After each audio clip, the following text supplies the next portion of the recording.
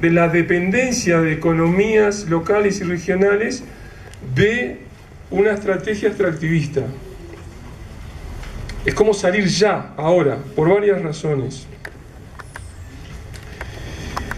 En primer lugar, precisar qué quiere decir extractivismo para poder entender qué es post-extractivismo. Y esta distinción no es un asunto menor, sino que es crucial, porque muchas veces se presentan los modelos post-extractivistas y las respuestas de quienes se oponen a esto, una de las primeras respuestas es: usted es un antiminero. Y aparece el rótulo antiminero. Minería y extractivismo son dos cosas muy distintas. Extractivismo minero es un tipo de explotación de grandes volúmenes, enormes volúmenes, de enorme ocupación territorial, salidas masivas de recursos y que se dirigen hacia la globalización, hacia los mercados externos. Por lo tanto, puede haber un escenario post-extractivista, sin extractivismo, y puede haber actividades mineras compatibles con el ambiente y ajustadas a las necesidades de nuestro país y de los países vecinos. Y los escenarios de transiciones post-extractivistas aceptan eso. En cambio, estos escenarios son una crítica, una reacción al extractivismo que vemos hoy, que es un extractivismo depredador. Alrededor del extractivismo no solo aparece el sector minero, sino que cumple la misma definición de extracción masiva de recursos con altos impactos sociales, ambientales y territoriales, y que son exportados, cumple esa misma definición el sector petrolero, los monocultivos de exportación y así sucesivamente varios sectores. Por lo tanto, el abordaje del post-extractivismo enfoca a distintos sectores de las economías nacionales. Un primer punto de partida para poder pensar post-extractivismo es tomar conciencia de algunos eufemismos.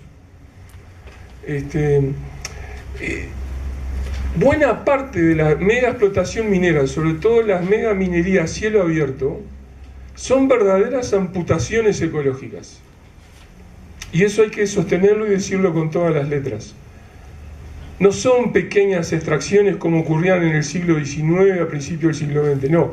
Aquí son verdaderas amputaciones ecológicas, cubren enormes superficies territoriales y esos ambientes no son recuperables. Entonces, hay mucho de eufemismo cuando se habla de remediación ambiental en una mega mina a cielo abierto. No, es una amputación ecológica. Estamos tratando con un muñón que queda en la tierra, con todas sus consecuencias. Y realmente buena parte de las estrategias de remediación ambiental es curar la herida que queda alrededor del miembro amputado.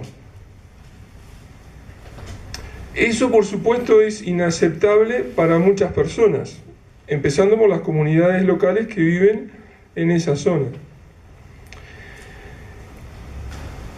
Además, tampoco podemos seguir con esta estrategia extractivista por lo que acontece en los escenarios nacionales en América Latina en la actualidad y por lo que acontece en el escenario global.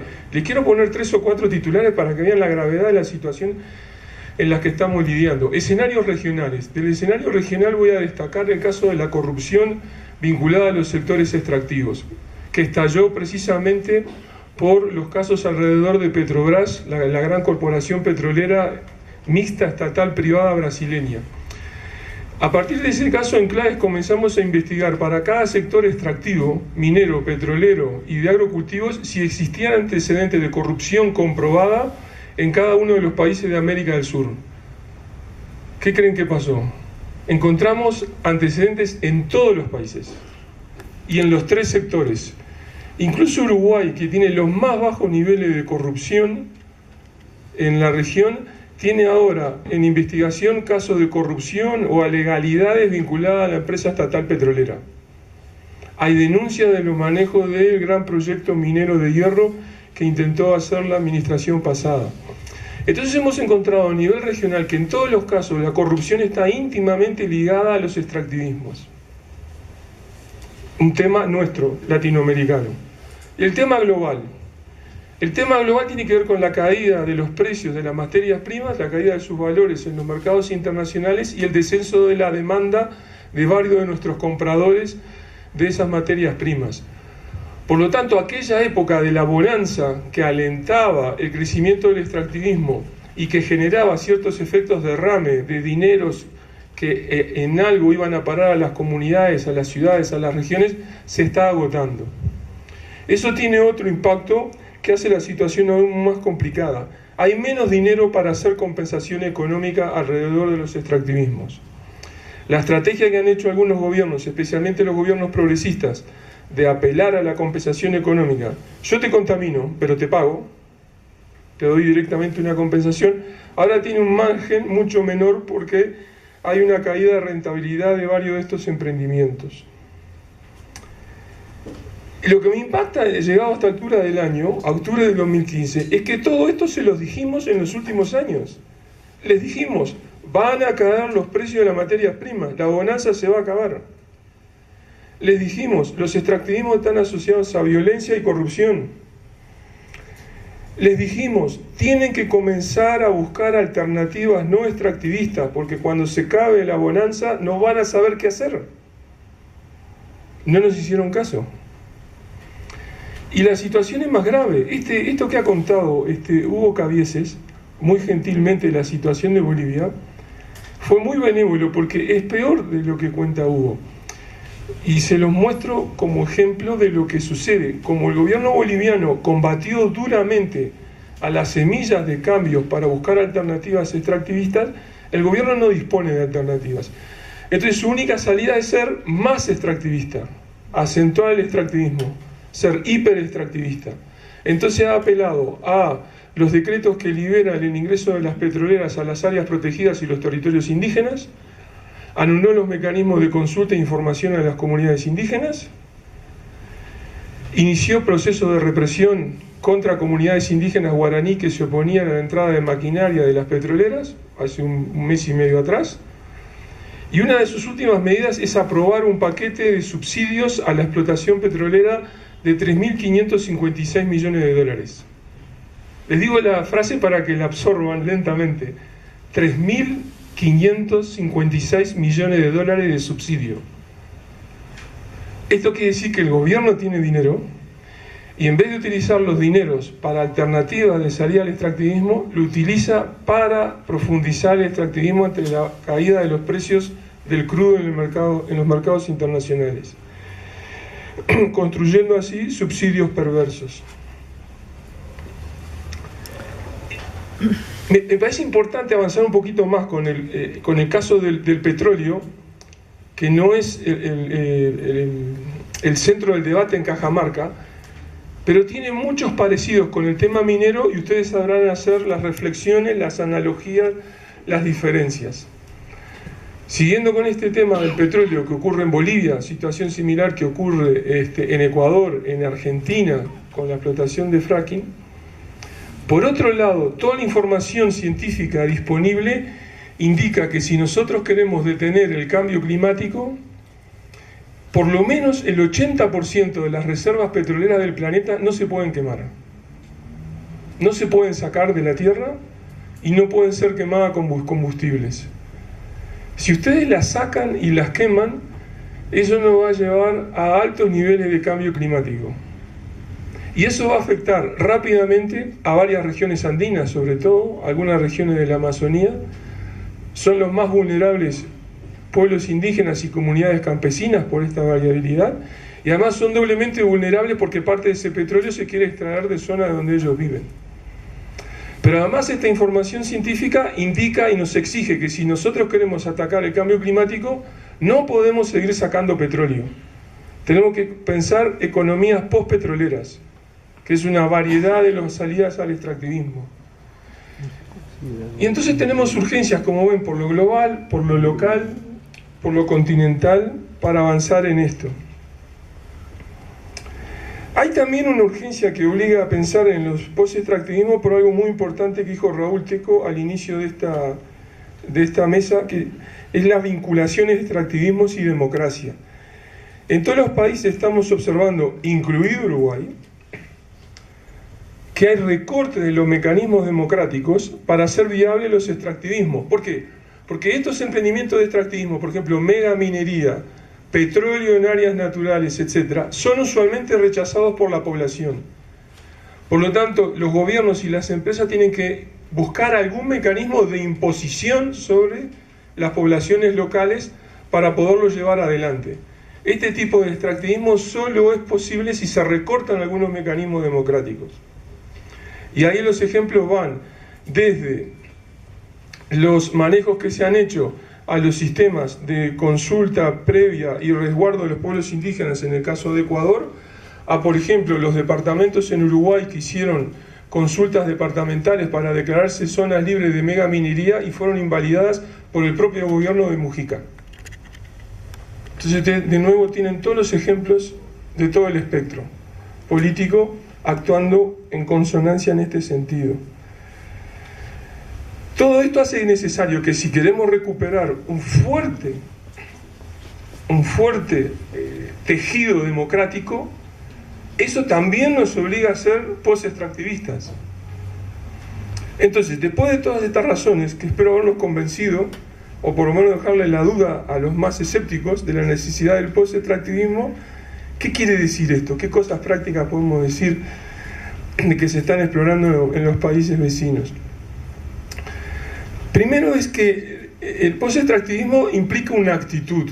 Aquí no hay receta, es una actitud de reconocer que tenemos que salir de esta condición y comenzar a explorar alternativas. Segundo, es construir la idea de que las alternativas son posibles. En muchos sitios se ha atacado fuertemente que sean viables estas alternativas. Si se presenta alguna imagen sobre un Perú post-extractivista, enseguida le replican: no, el país va a colapsar económicamente. No, van a caer las exportaciones y va a haber un colapso financiero. No, se va a despeñar hacia abajo la generación de empleo. Bueno, esos miedos a pensar otros mundos posibles tienen que ser erradicados y hay que comenzar a hacer ensayos. Un tercer aspecto, los ensayos tienen que ser rigurosos. Yo creo que aquí hay una autocrítica que tenemos que hacernos muchos en los movimientos sociales. El eslogan es muy importante, todos queremos el mundo verde, ser hermosos, felices, y etcétera, pero eso ya no alcanza para convencer a las mayorías, porque además las mayorías viven en ciudades y a veces les saben poco y a veces les interesa muy poco lo que pasa en los lugares alejados de cada país donde están en marcha los extractivismos. Y esas mayorías urbanas están necesitadas de consumo, lo ambicionan, lo quieren.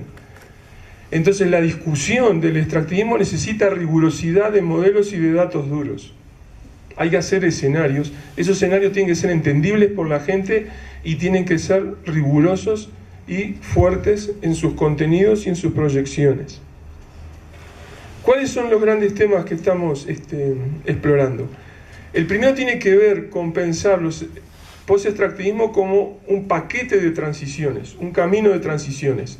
Nadie postula un cambio revolucionario de anular todo lo que está en marcha de la noche a la mañana. Son transiciones, por varias razones. Desde la exigencia democrática, esto tiene que hacerse con el concurso de la ciudadanía, hasta entender que una buena parte de esa misma ciudadanía, ellos creen, por ejemplo, que el país es minero, o creen que el país es petrolero. Entonces hay una base cultural muy arraigada que es muy difícil de cambiar. Entonces hay que ir por un proceso de transiciones. También tenemos que ir por un proceso de transiciones para demostrar que hay alternativas sectoriales posibles y que ellas sirvan de ejemplo para avanzar en sucesivos pasos adicionales. Un primer elemento de esas transiciones es detener los extractivismos más graves. Hay situaciones de una enorme gravedad que significan la muerte de personas, la contaminación de ambiente, el daño a la salud de niños, que no son aceptables. Entonces tiene que haber medidas de emergencia, de urgencia, de detener algunos de los extractivismos más agudos que implican los efectos más graves para el ambiente y para la población. Por ejemplo, una cosa que me impactó mucho de los últimos días es esta marcha de los niños con plomo que llegó a Lima. No puede ser que eso exista. Y además no puede ser una cierta indiferencia en las ciudades de que eso ocurra en el resto del país. Es una cosa espantosa que tengamos niños con plomo por todos los problemas que generan sus capacidades cognitivas, en su desarrollo intelectual y en la posibilidad de tener una vida sana. Eso es intolerable y sin embargo sucede. El post-extractivismo dice, esto no puede ser. Un tercer aspecto tiene que ver con las reformas sectoriales en la economía de nuestros países, en el sector productivo. Parece claro, todas las discusiones que están en marcha, es que el sector agropecuario y forestal va a desempeñar un papel clave, por varias razones.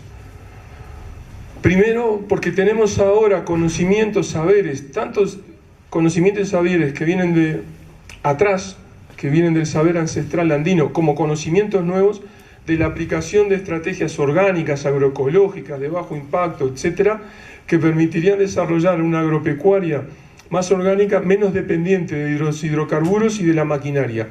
Que eso necesitamos por las condiciones que les mencionaba antes del cambio climático. Y tenemos varios países de la región que son muy exitosos en esos cambios. Por ejemplo, les menciono también de Uruguay al pasar, más de la mitad del área ganadera de Uruguay es orgánica, y al ser orgánica eso le asegura entradas de mercado muy específicas y de demanda constante, porque es carne orgánica y con trazabilidad. Entonces tenemos ya experiencias para ese tipo. Entonces, y además